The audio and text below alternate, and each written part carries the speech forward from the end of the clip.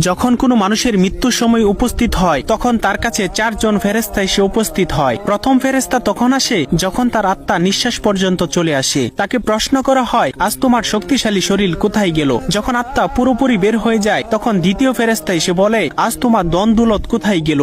দুনিয়াতে জানিয়ে তুমি গর্ব করিতে। এরপর যখন জানাজা উঠানো হয় তখন তৃতীয় ফেরেশতা এসে বলে, আজ তুমি এমন এক লম্বা সফরে বের হচ্ছ যা এর আগে কখনো করো নাই। আজ তোমাকে এমন এক ঘরে শোয়ানো হবে যেখানে নিঃশ্বাস ফেলানোর জায়গা পর্যন্ত নেই। যখন তাকে কবরে শোয়ানো হবে তখন চতুর্থ ফেরেশতা এসে বলবে, কাল পর্যন্ত তুমি জমিনে চলাচল করেছ, আজ তুমি জমিনের নিচে শুয়ে আছো। কাল তুমি হাসছিলে, আজ তুমি কান্না করছ।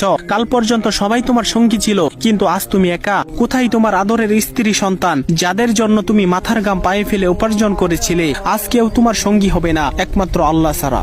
আপনি যদি আল্লাহ তাআলাকে ভালোবেসে থাকেন তাহলে ভিডিওটিতে একটি লাইক এবং চ্যানেলটি সাবস্ক্রাইব করুন এবং আল্লাহ তাআলার নামটি কমেন্টে লিখে যান।